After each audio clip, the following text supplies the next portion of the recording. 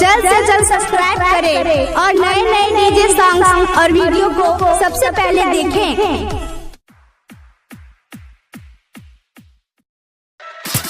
DJ Govind Bihar, Govind Bihar, Govind Bihar.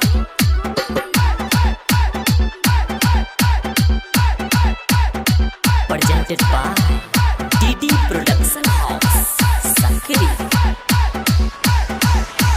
चढ़ल जवानी छोटाला लगाइले तबे नया छोरा मिलतौगे। चढ़ल जवानी छोटाला लगाइले तबे नया छोरा मिलतौगे। राजा रावण के दुल्हा बनाइले राती के पलंग हिलतौगे। राजा रावण के दुल्हा बनाइले राती के पलंग हिलतौगे। डीजे गोविंद बिहार, गोविंद बिहार, गोविंद बिहार।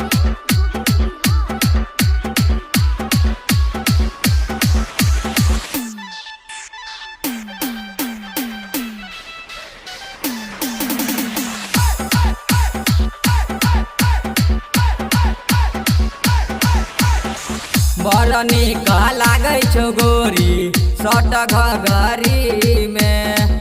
गोरे गोरे रंगाइल छौ दहिया छौरा सबके संग में। छौरा सबके संग में बड़ नीक लागै छौ गोरी सट घघरी में।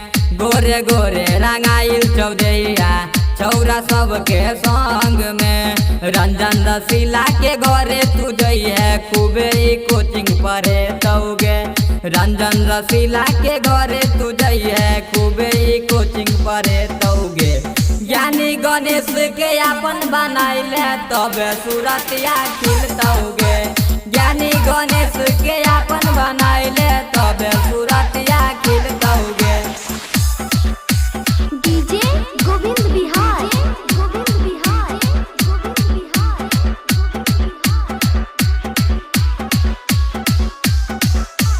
DJ Govind Bihar, Govind Bihar. Presented by DD Production House, Sakri। पहले राती चुमा दूधी है मिलतौ 1000 गे। पहले राती सरवन तोहर करतौ विचार गे। करतौ विचार गे। पहले राती चुमा दूधी है मिलतौ 1000 गे। पहले राती सरवन तोहर करतौ विचार गे। विषमर दुकान में लिट्टी तू किन ले तबे ई चटनी मिलतौगे। विषमर दुकान में लिट्टी तू किन ले तबे ई चटनी मिलतौगे। तुलसी दीवाना के दुल्हा बनाइले राती के पलंग हिलतौगे। तुलसी दीवाना के दुल्हा बनाइले राती के पलंग हिलतौगे। डीजे गोविंद बिहार, गोविंद बिहार, गोविंद बिहार, गोविंद बिहार।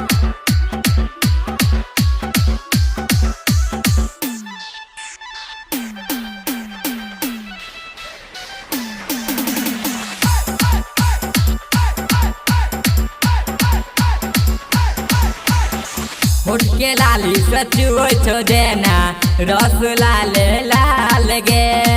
कसम से करै छो जवानी चढ़ते नया साल गे।